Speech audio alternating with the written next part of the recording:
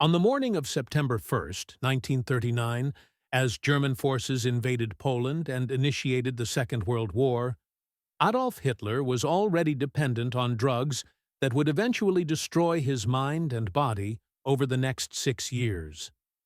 The man who would lead Germany through the most devastating conflict in human history, whose decisions would result in tens of millions of deaths across Europe and beyond, whose ideology would nearly destroy European civilization itself, was functioning under the influence of a personal physician who injected him daily with cocktails of medications, including amphetamines, steroids, testosterone, and cocaine.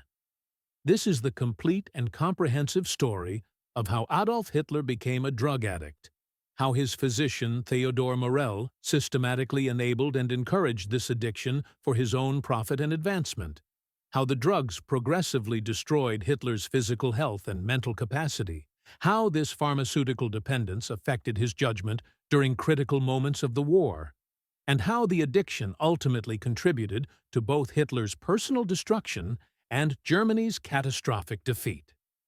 The relationship between Adolf Hitler and Theodor Morell, which would prove so consequential for world history, began in 1936 when Hitler was 47 years old and suffering from severe digestive problems that had plagued him for years. Hitler experienced chronic stomach pains, intestinal cramps that could be debilitating, excessive flatulence that embarrassed him in social situations, and constipation so severe that it affected his daily functioning and mood. These digestive issues were likely the result of multiple factors, including Hitler's strict vegetarian diet, which he had adopted in the early 1930s, the enormous stress of leading Germany through rapid rearmament and international confrontations, and probably underlying medical conditions such as irritable bowel syndrome or other gastrointestinal disorders that were poorly understood by medicine of that era. Hitler had consulted various physicians about his digestive troubles over the years, trying different treatments and dietary modifications without achieving lasting relief. The problems were not merely physical discomfort, but were affecting his ability to function as Germany's leader, forcing him to cancel meetings, retire early from social events, and generally limiting his effectiveness during a period when Germany was undergoing dramatic transformation under his leadership. Hitler was desperate for effective treatment and willing to try unconventional approaches if they promised results. His photographer and close associate Heinrich Hoffmann had been successfully treated by Dr. Theodor Morell for gonorrhea, a venereal disease that Hoffmann had contracted and that Morell had cured with innovative treatment methods. Hoffmann was impressed by Morell's effectiveness and recommended him to Hitler as someone who could potentially solve the digestive problems that conventional doctors had failed to address. Hitler agreed to consult with Morell, beginning a relationship that would last until the final days of the Third Reich in April 1945, and would fundamentally alter Hitler's health, judgment, and ultimately his fate. Theodor Morell was born on July 22, 1886, in Treis-Münzenberg, a small town in the German state of Hesse. His father was a schoolteacher, providing the family with modest middle-class status but limited financial resources. Young Theodor showed academic aptitude and pursued medical education despite financial constraints, studying at universities in Grenoble, Paris, and Munich before completing his medical degree. His education was broader than typical German medical training of the era, including exposure to French medical practices and alternative treatment approaches that would influence his later practice methods.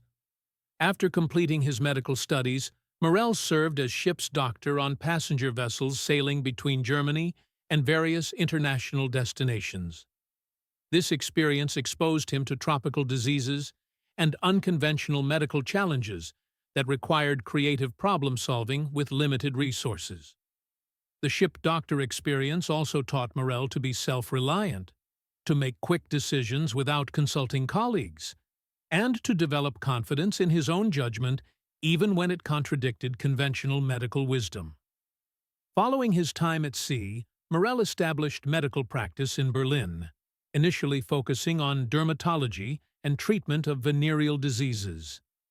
This specialization was financially lucrative because wealthy Berliners who contracted syphilis, gonorrhea, or other sexually transmitted infections needed discreet treatment from physicians who would maintain confidentiality about embarrassing conditions. Morel built reputation for effective treatment and absolute discretion, attracting wealthy clientele, including artists, businessmen, and eventually Nazi Party members who appreciated both his medical skills and his willingness to keep secrets. Morel was not conventionally impressive figure. He was significantly overweight, standing approximately 5 feet 8 inches tall, but weighing over 200 pounds. His personal hygiene was notoriously poor, with contemporaries frequently commenting on his body odor and generally unkempt appearance. He ate excessively, particularly favoring rich foods that contributed to his obesity. His social skills were limited, and he could be boorish in conversation, lacking the sophistication and polish typical of successful Berlin physicians. But Morel possessed absolute confidence in his medical abilities, unwavering self-promotion skills, and willingness to prescribe treatments that more conservative doctors would reject. Morel also had business acumen that distinguished him from typical physicians. He established his own pharmaceutical manufacturing company, Hama, which produced various medications and preparations that Morel prescribed to patients.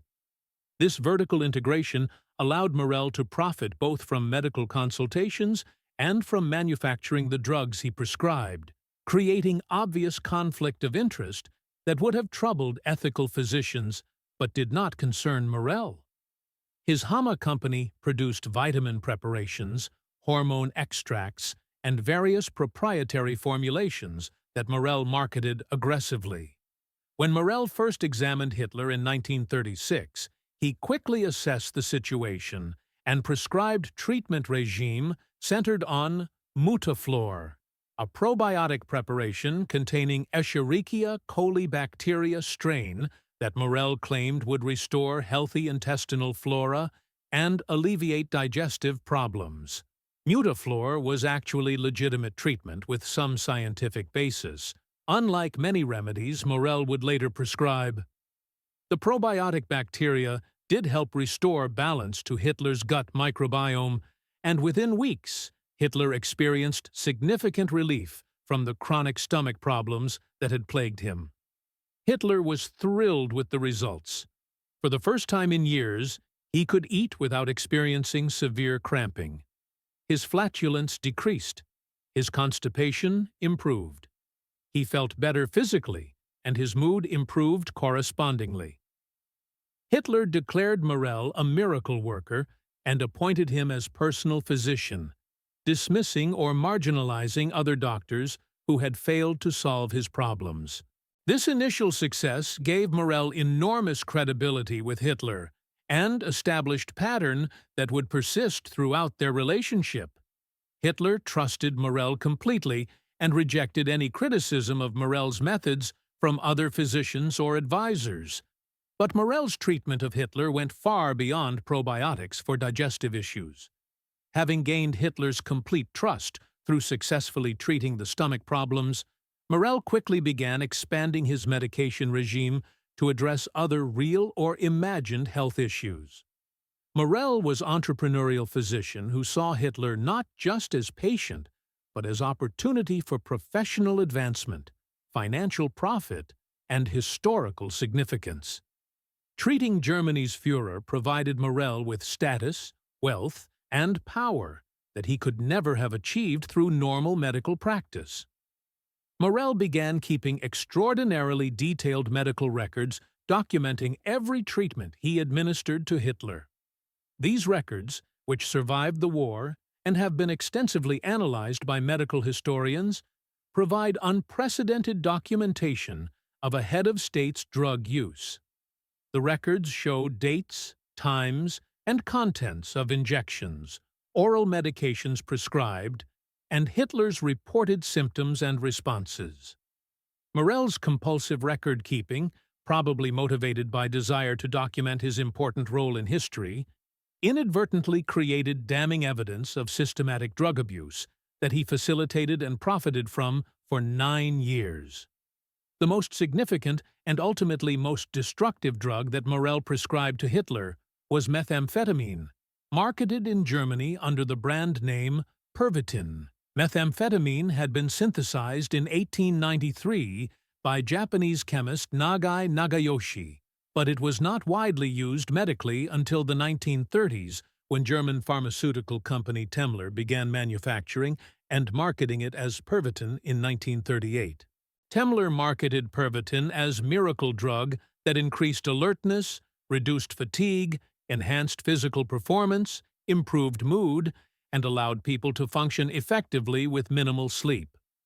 Pervitin was sold initially as over-the-counter medication available without prescription, marketed directly to consumers through advertisements that emphasized its performance-enhancing effects.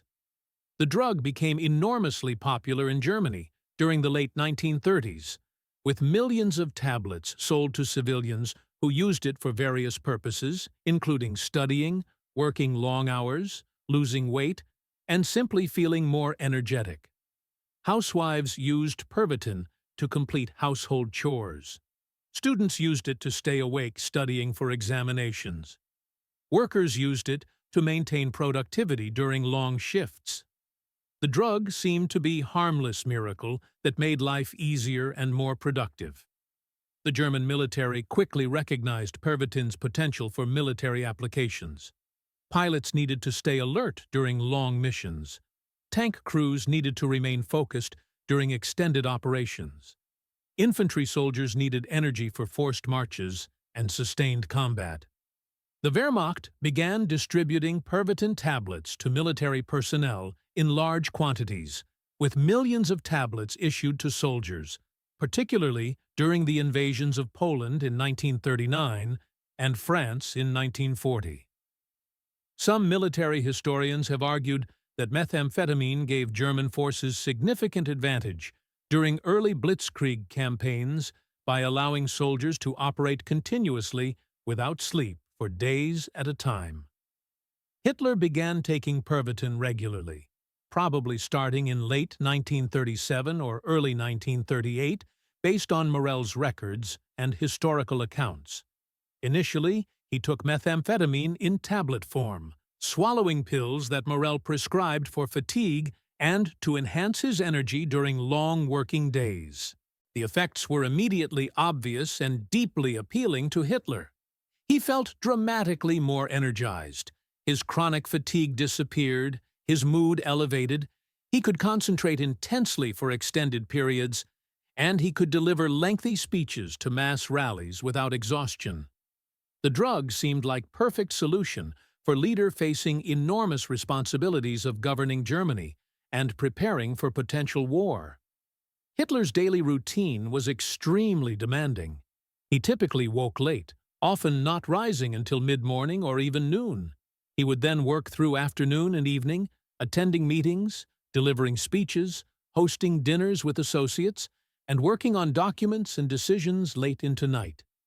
He frequently stayed awake until 3 or 4 in the morning, sometimes later. This schedule was sustainable only with chemical assistance, and Pervitin provided that assistance effectively. Without methamphetamine, Hitler would have been forced to maintain more conventional schedule with regular sleep, which would have limited his availability and reduced his direct control over Germany's government and military. But methamphetamine is a highly addictive psychostimulant that produces severe physical and psychological effects with regular use. The drug works by flooding the brain with dopamine, the neurotransmitter associated with pleasure, reward, and motivation. This massive dopamine surge produces the euphoria, energy, and confidence that users experience. But the brain adapts to the excess dopamine by reducing its own natural dopamine production and by decreasing sensitivity of dopamine receptors. This adaptation means that users need increasing doses to achieve the same effects, and they experience severe depression, fatigue, and inability to feel pleasure when not using the drug. This is the mechanism of addiction. Tolerance to methamphetamine develops rapidly, typically within weeks of regular use. Users find that the dose that initially produced desired effects becomes less effective, requiring higher doses to achieve the same results. This tolerance continues to increase with ongoing use, leading to escalating consumption. Hitler's methamphetamine use followed this typical pattern, with doses increasing progressively from 1938 through 1945 as tolerance developed and as Hitler became more dependent on the drug to function. Morell began administering methamphetamine to Hitler through injections rather than tablets within the first year or two of prescribing it. Injectable methamphetamine produces more intense effects than oral consumption because the drug enters bloodstream directly without passing through digestive system, reaching the brain more quickly and in higher concentration. The injection route also allowed Morell to combine methamphetamine with other drugs in single injection, creating cocktails that he could customize based on Hitler's immediate needs or demands. Morell's injection preparation that became Hitler's daily staple was called Vitamultin calcium, marketed as vitamin and mineral supplement, but actually containing significant amounts of methamphetamine along with vitamins and caffeine. Analysis of surviving Vitamultin samples has confirmed the presence of methamphetamine in concentrations sufficient to produce strong stimulant effects. Hitler received Vitamultin injections daily, often twice daily during war years, providing him with steady stream of methamphetamine throughout each day. In addition to methamphetamine, Morell prescribed and administered cocaine to Hitler regularly throughout their relationship. Medical records document hundreds of instances where Morell applied cocaine solutions to Hitler's nasal passages and throat. The ostensible medical purpose was treating chronic sinusitis and throat irritation that Hitler experienced, particularly from delivering lengthy speeches. Cocaine is local anesthetic and vasoconstrictor that was legitimately used for such purposes in medicine of that era. But cocaine is also powerful psychostimulant that produces euphoria, increased energy, heightened confidence, and sense of invincibility when absorbed through mucous membranes. The cocaine applications that Morell administered typically used solutions containing 4 to 10% cocaine, which is sufficient concentration to produce both local anesthetic effects and systemic stimulant effects. The drug would be absorbed through nasal mucosa and throat tissues, entering bloodstream and reaching brain within minutes. Hitler would experience immediate relief from any pain or irritation, along with stimulant effects that complemented the methamphetamine he was taking. The combination of methamphetamine and cocaine created powerful synergistic stimulant effect that would have dramatically altered Hitler's mental state, judgment, and decision-making capacity. Morell also prescribed testosterone injections to Hitler regularly throughout the 1940s. Hitler had only one testicle, consequence of either congenital defect or childhood injury, and may have produced below normal levels of endogenous testosterone. Morell administered testosterone in form of testoviron, injectable testosterone preparation manufactured by pharmaceutical company Schering.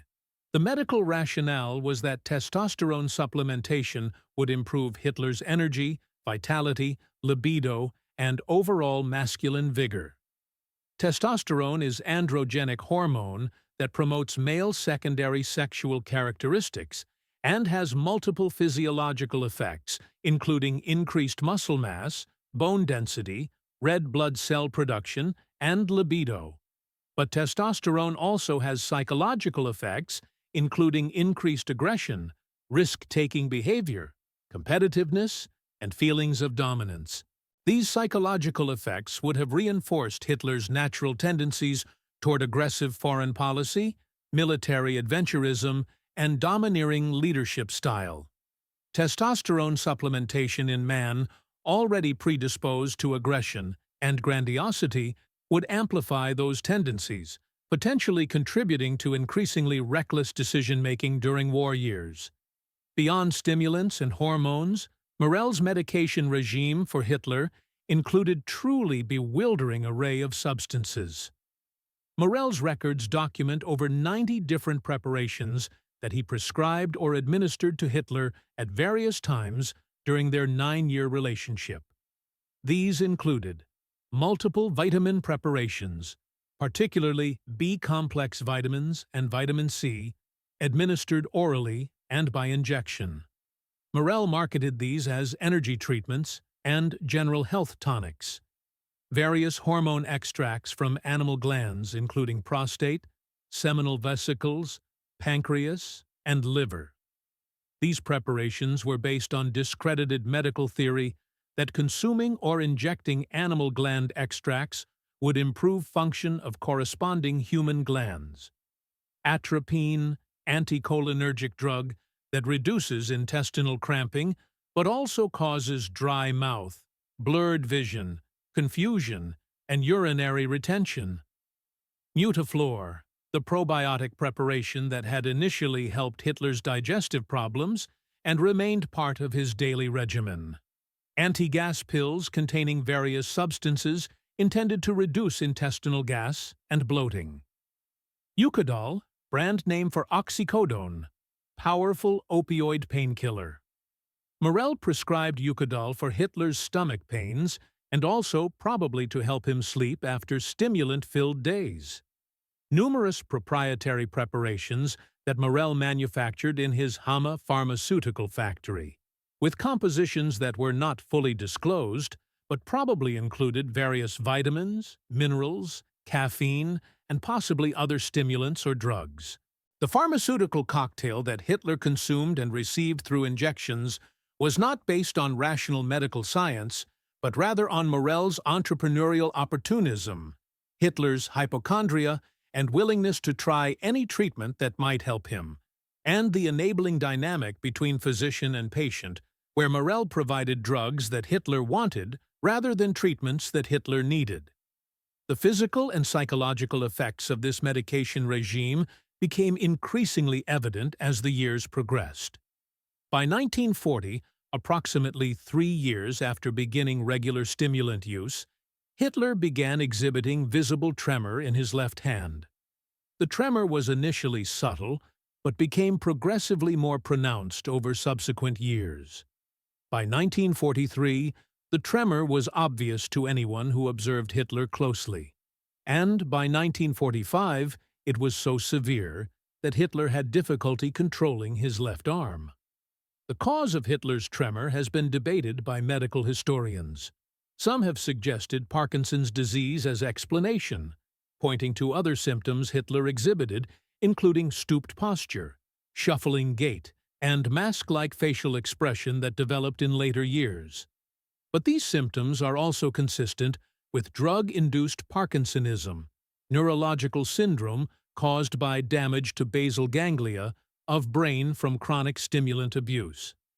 Methamphetamine is known to cause permanent neurological damage, including movement disorders, tremors, and Parkinson-like symptoms that persist even after drug use stops.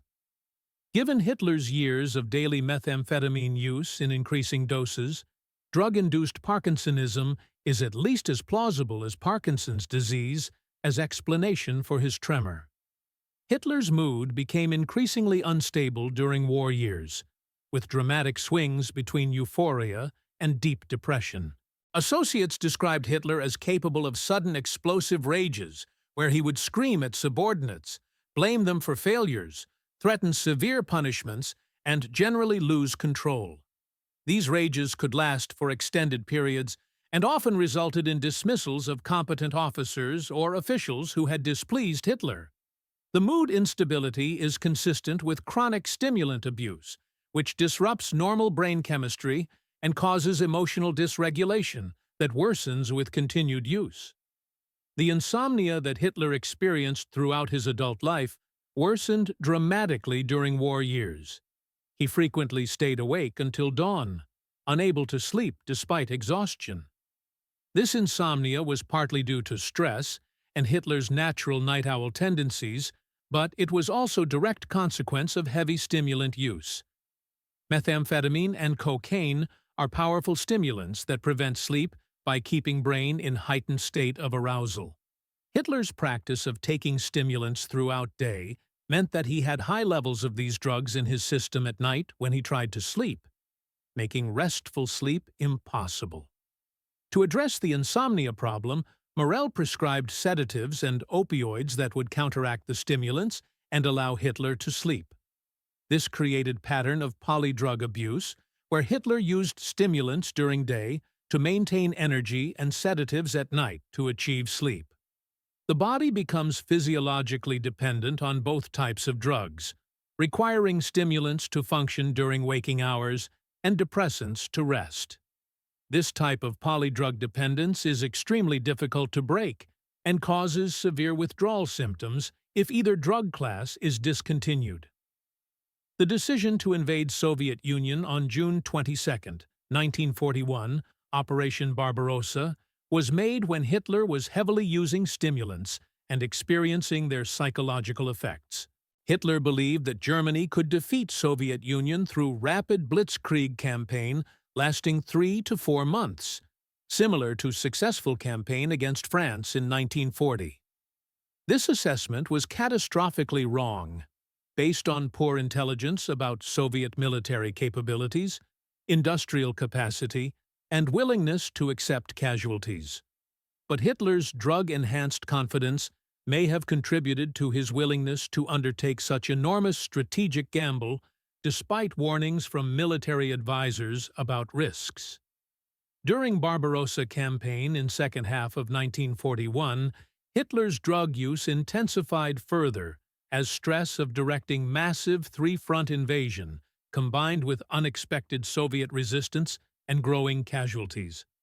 Morell's records show Hitler receiving multiple daily injections during this period, probably including methamphetamine, vitamins, hormones, and other substances. The combination of sleep deprivation from working 20-hour days, enormous stress from military situation, and heavy stimulant use was destroying Hitler's physical health and cognitive function. When German advance on Moscow stalled in December 1941 due to Soviet counter-offensive, fierce resistance, and onset of brutal winter weather, Hitler experienced what may have been partial psychological breakdown.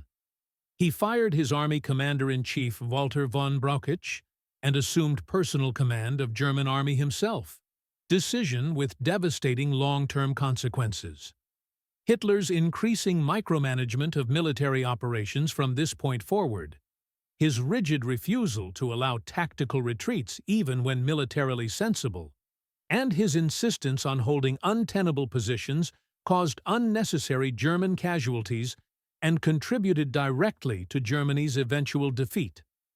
The winter of 1941–42 marked a visible turning point in Hitler's physical appearance and health. Associates noted that he aged dramatically. His hair turned gray almost overnight, his posture became stooped, and he generally looked years older than his actual age of 52. The tremor in his left hand became much more pronounced. His insomnia worsened to point where he was getting only 3 or 4 hours of broken sleep per night. His mood became darker, with periods of depression alternating with manic energy. All these changes were consistent with physical and psychological toll of chronic stimulant abuse combined with stress of deteriorating military situation. By 1943, Hitler was taking or receiving injections of approximately 28 to 30 different medications regularly, according to Morell's records. The pharmaceutical regime had become incredibly complex, with different preparations for different times of day and different circumstances. Morning injections typically contained stimulants to wake Hitler up and provide energy for the day. Afternoon injections might contain additional stimulants along with hormones and vitamins. Evening injections often included sedatives or opioids to help Hitler sleep. Special injections were prepared for speeches or important meetings, containing extra stimulants to enhance performance. Other physicians who observed Hitler during this period became concerned about Morell's treatments. Dr. Karl Brandt, Hitler's nominal head physician and SS doctor, questioned Morell's methods and tried to convince Hitler to seek evaluation from more conventional medical specialists. But Hitler trusted Morell completely and viewed criticism of Morell as personal attack on himself. Hitler's dependence on Morell's drugs made it psychologically impossible for him to acknowledge that the treatments might be harmful. Addicts typically defend their drug use and resist efforts by others to intervene, and Hitler exhibited this classic pattern. The July 20th, 1944 assassination attempt by Colonel Klaus von Stauffenberg, when bomb exploded during meeting at Hitler's headquarters, caused Hitler serious injuries including ruptured eardrums, burns, numerous wooden splinters embedded in his legs from shattered table, and probable concussion. Morell's treatment after the assassination attempt included even more intensive medication regime than before, with multiple daily injections of painkillers, stimulants, and various other substances. Hitler's pain from injuries, trauma from nearly being killed, and paranoia about widespread conspiracy against him led to increased dependence on drugs for both physical relief and psychological comfort. By late 1944, Hitler's physical deterioration was shockingly evident to everyone who saw him. Newsreel footage from this period shows dramatic transformation from confident, energetic leader of early war years to obviously sick, prematurely aged man. Hitler walked with shuffling gait. His left arm hung limply and shook continuously. His face was pale and puffy, his eyes were dull, and he generally appeared to be in very poor health. He looked closer to 70 than his actual age of 55. Hitler's cognitive decline during final year of war was catastrophic and arguably contributed to prolonging war and increasing casualties.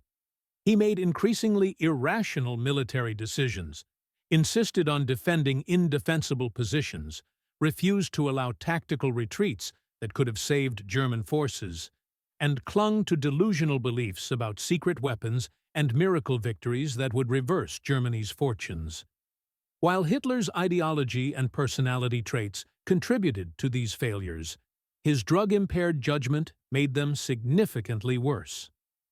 The decision to launch Ardennes Offensive, Battle of Bulge, in December 1944 exemplifies Hitler's drug-addled strategic thinking during final phase of war. Germany lacked resources for major offensive, having lost most of its oil production, manufacturing capacity, and trained manpower. The offensive plan depended on capturing Allied fuel supplies to sustain advance and assumed that Allied forces would collapse under surprise attack. Neither assumption was realistic, but Hitler insisted on offensive despite objections from military professionals who recognized it as wasteful gamble. The attack achieved tactical surprise initially, but failed to reach strategic objectives and cost Germany approximately 100,000 casualties and massive amounts of equipment that were desperately needed to defend against Soviet winter offensive in East. Morell's medical records from final months of war show Hitler receiving truly staggering amounts of medication. Multiple daily injections became routine, with Morell sometimes administering injections every few hours when Hitler demanded them. In addition to injections, Hitler swallowed numerous pills daily for various real and imagined ailments. His medication regime had spiraled completely out of control, with drug interactions, cumulative toxicity, and addiction creating a vicious cycle that was unsustainable but impossible for Hitler to break, given his psychological and physical dependence. In April 1945, as Soviet forces approached Berlin and Germany's defeat became inevitable, Morell finally left Hitler's bunker headquarters. Different historical accounts provide varying explanations for Morell's departure. Some sources claim Hitler dismissed Morell in fit of paranoid rage, accusing him of trying to drug or poison him. Other accounts suggest Morell chose to flee Berlin before Soviet capture, perhaps recognizing that Hitler was doomed and wanting to save himself.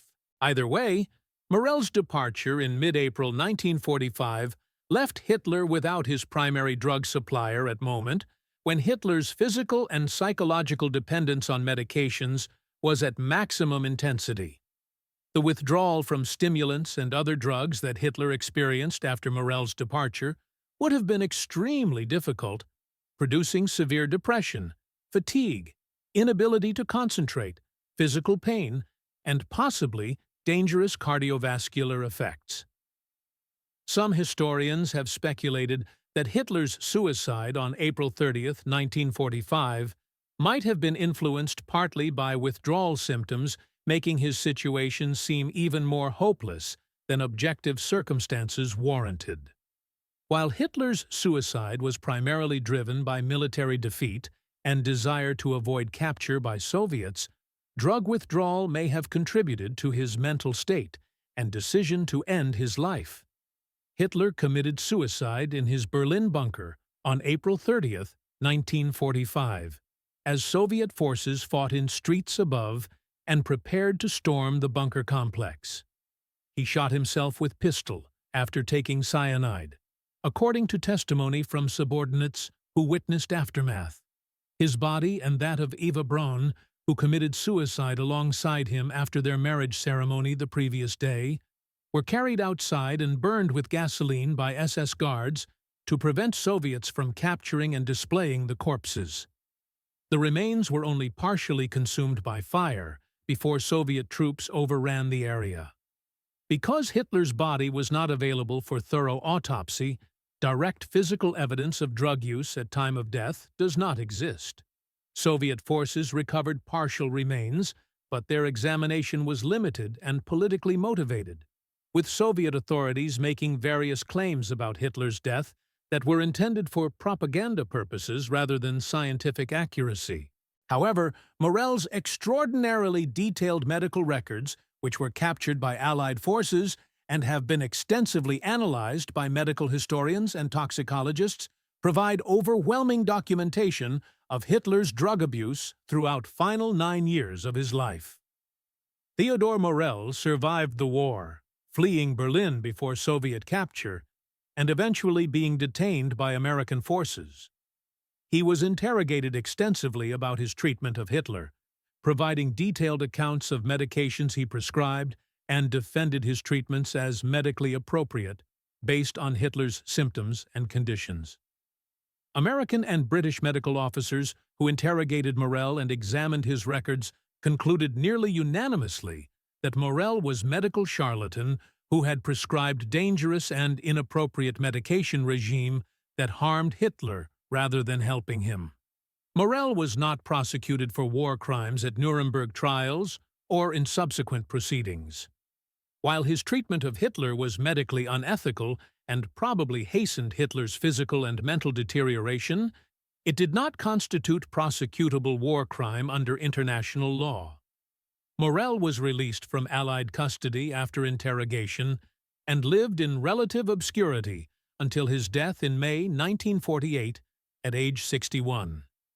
He maintained until death that his treatments of Hitler were proper medical care, and that he had served his patient loyally and competently.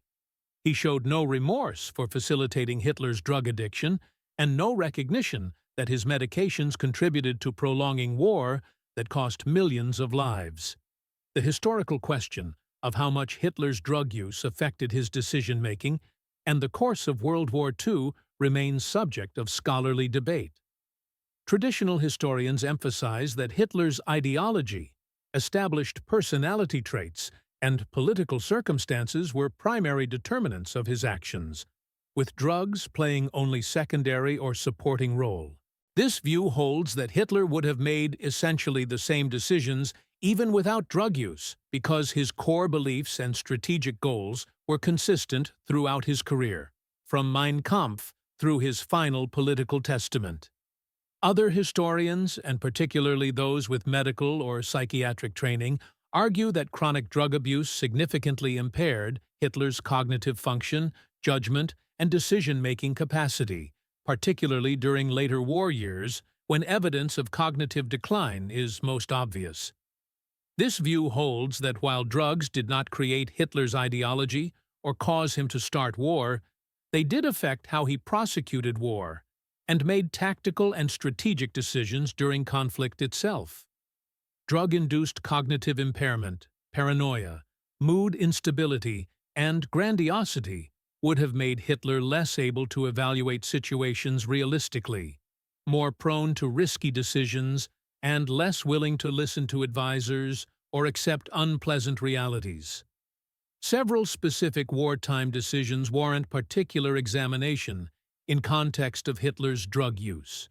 The declaration of war on United States on December 11, 1941, immediately after Japanese attack on Pearl Harbor, was strategically foolish. Germany had no treaty obligation requiring declaration of war on United States. By declaring war, Hitler added enormously powerful enemy when Germany was already fighting Britain and Soviet Union simultaneously. This decision made sense only under assumptions of rapid German victory over Soviet Union, which by December 1941 was clearly not materializing. Hitler made this decision while using heavy doses of stimulants that impaired realistic risk assessment.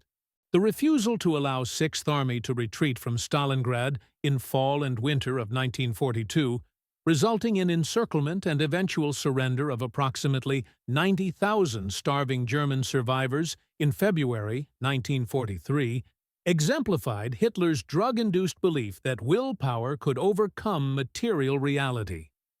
Military professionals urged strategic retreat to save 6th Army, but Hitler insisted on holding Stalingrad regardless of cost. His rigid insistence reflected characteristic stimulant-fueled grandiosity and inability to accept that his will alone could not determine outcomes.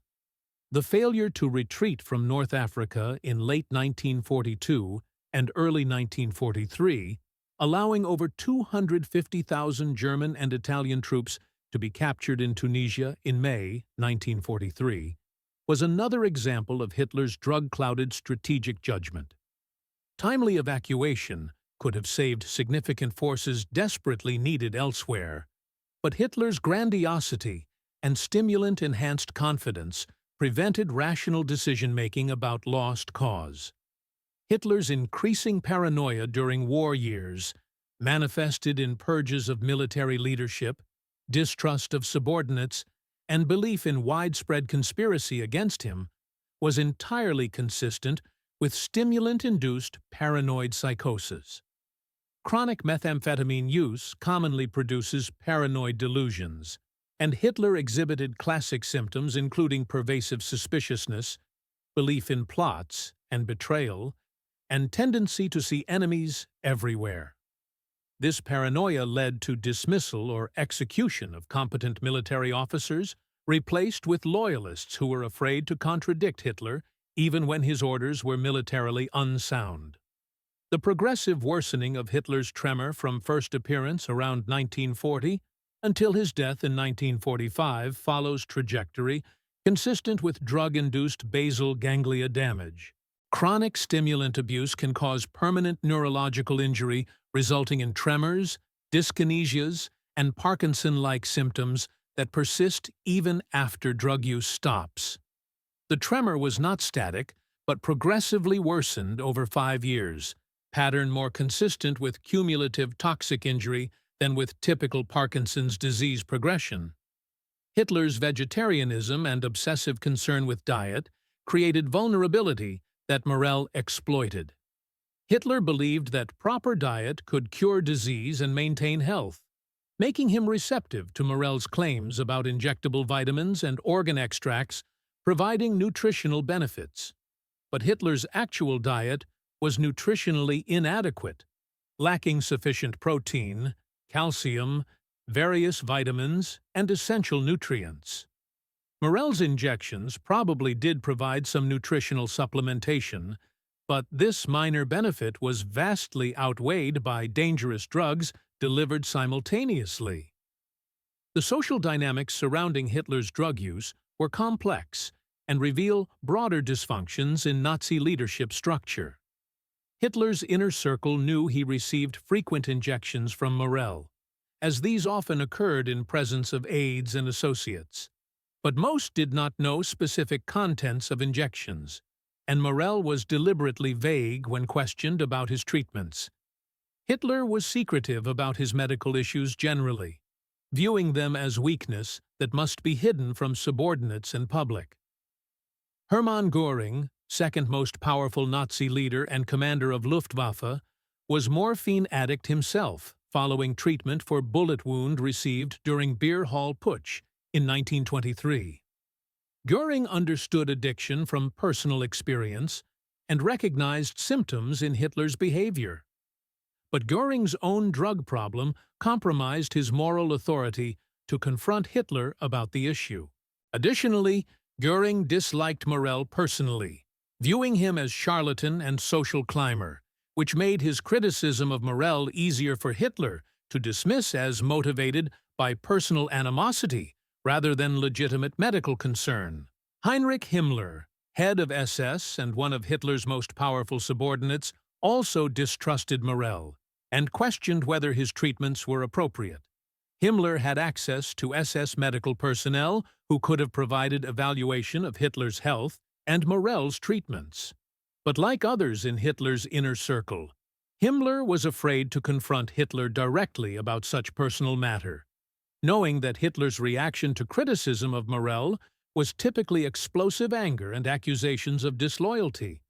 The inability or unwillingness of Hitler's subordinates to intervene in his drug abuse reflected broader characteristics of Nazi system.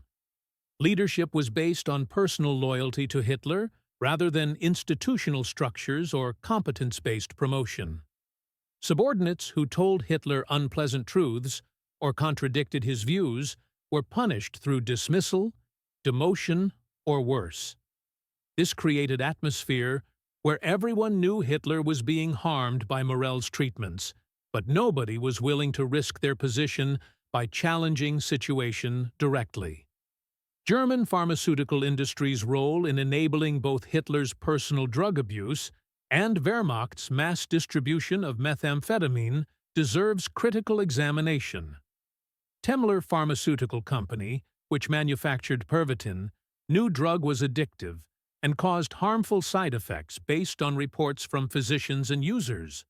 But company continued manufacturing and aggressively marketing methamphetamine, earning enormous profits from military contracts.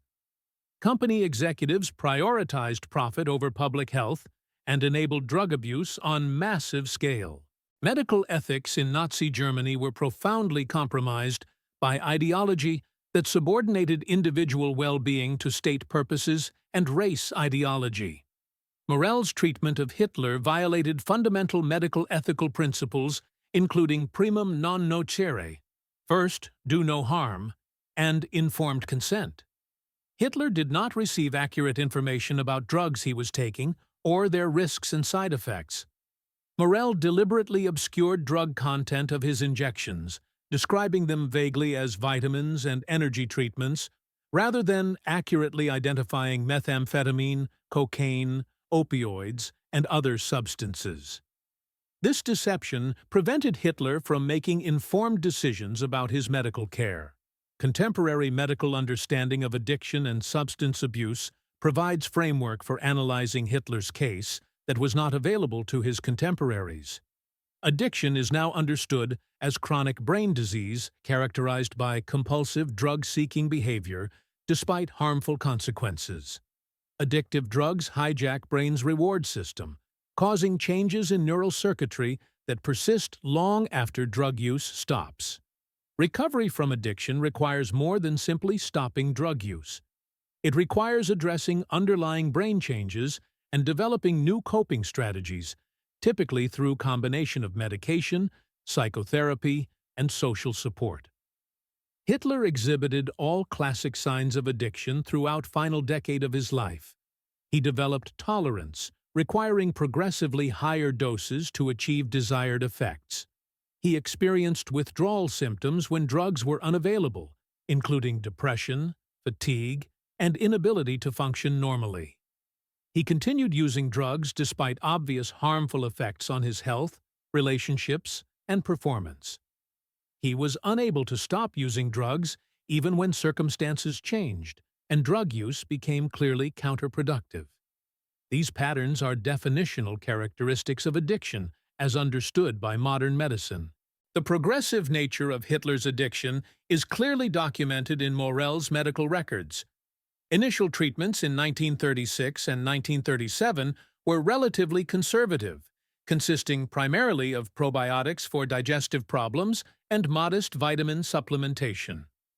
By 1940, regime had expanded to include regular methamphetamine, testosterone, and approximately 12 different preparations.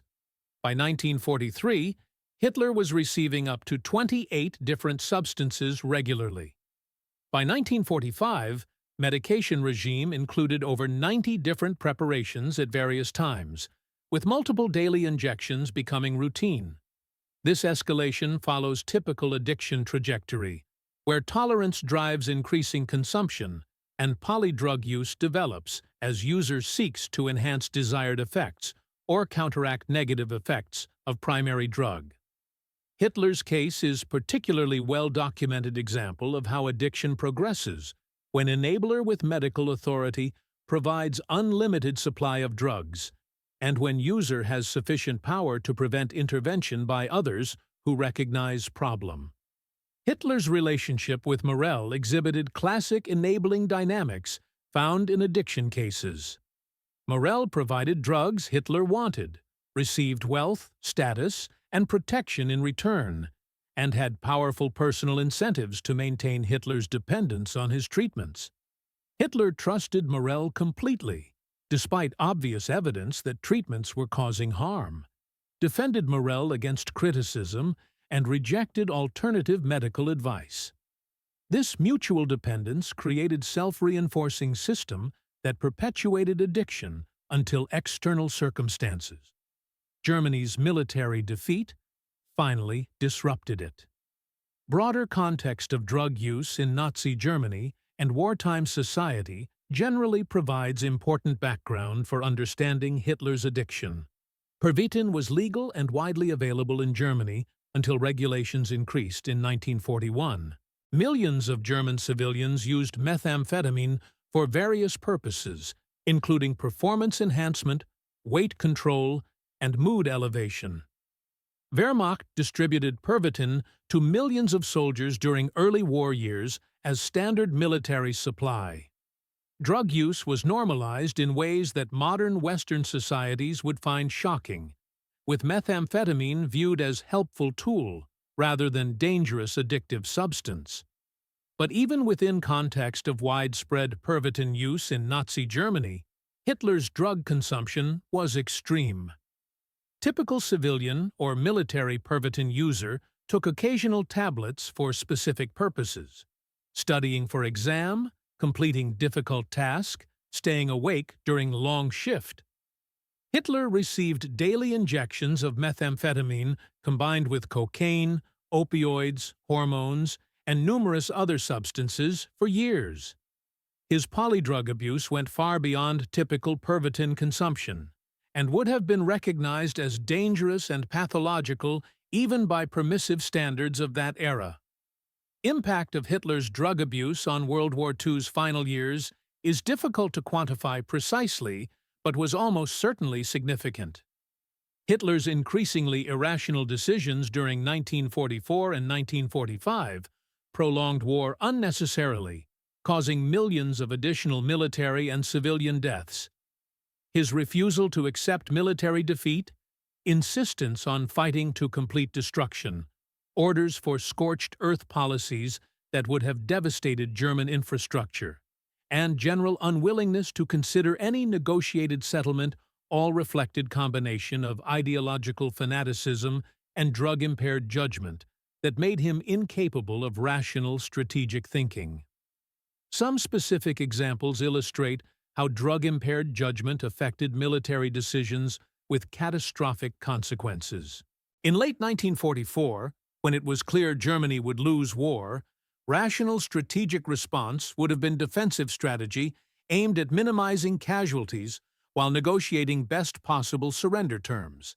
Instead, Hitler ordered offensive operations, including Ardennes offensive, that wasted scarce resources. In early 1945, when Soviet forces approached Berlin, rational response would have been evacuating government and attempting to establish defensive position in southern Germany or Austria. Instead, Hitler remained in Berlin bunker, issued fantasy orders to non-existent armies, and generally behaved in manner disconnected from reality. Physical appearance of Hitler in final months shocked those who had known him in earlier years. Albert Speer, Hitler's architect and armaments minister who had worked closely with him since early 1930s, described Hitler in February 1945 as appearing like a trembling old man who looked sick, almost senile. Speer noted Hitler's shuffling walk, pronounced tremor, pale complexion, and generally broken-down appearance. Newsreel footage from Hitler's final public appearance on March 20, 1945, when he awarded decorations to Hitler youth fighters defending Berlin, shows obviously ill man who could barely stand and who looked decades older than his 56 years. Medical experts who have analyzed surviving documentation of Hitler's health and drug use generally agree on several conclusions. First, Hitler was severely addicted to multiple substances, including methamphetamine, cocaine, and opioids by final years of war. Second, this addiction caused significant physical harm, including cardiovascular damage, neurological injury, and general deterioration of health. Third, addiction impaired Hitler's cognitive function and judgment, contributing to poor strategic and tactical decisions during final war years.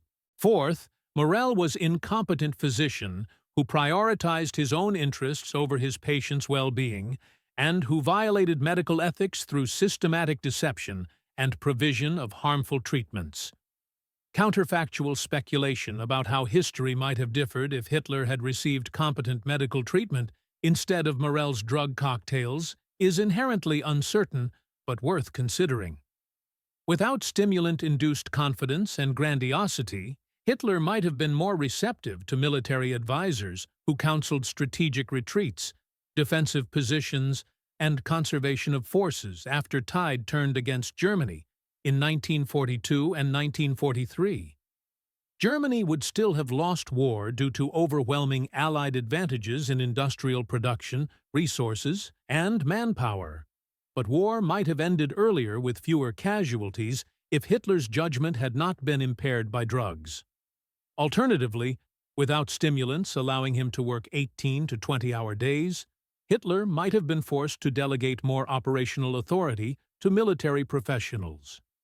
His micromanagement of military operations, insistence on approving minor tactical decisions, and refusal to permit withdrawals without his personal authorization were all facilitated by drug-enabled wakefulness that allowed him to involve himself in operational details that properly should have been left to field commanders.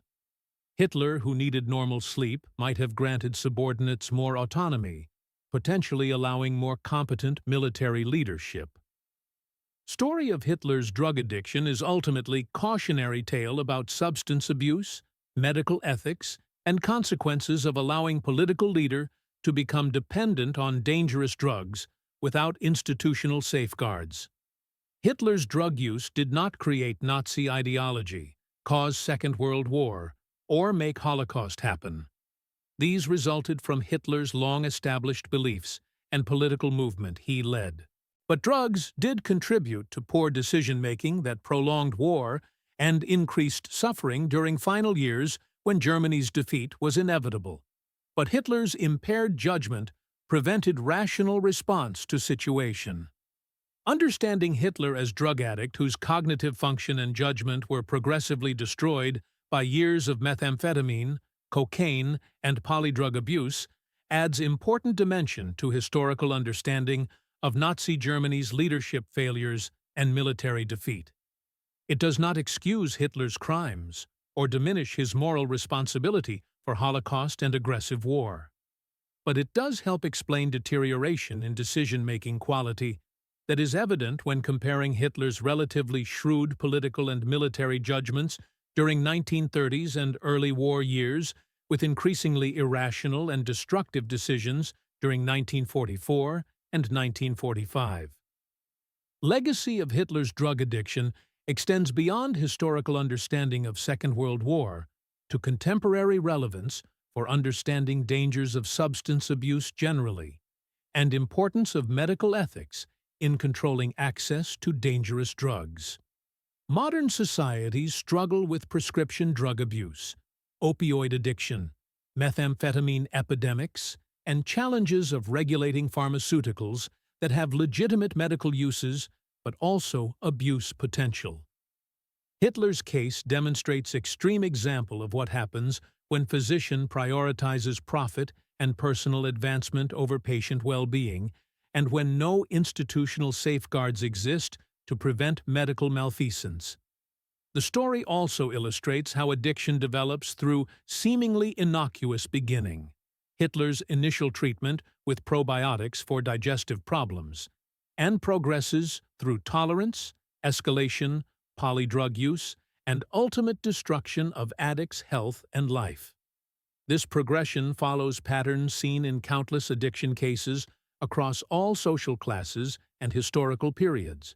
Understanding Hitler as addict subject to same physiological processes that affect any drug user helps demystify how leader could decline so dramatically and make decisions so obviously contrary to his own interests and those of country he led.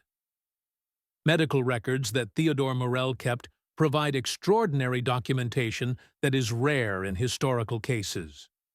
Most drug users, even prominent ones, do not have detailed pharmaceutical records documenting their consumption.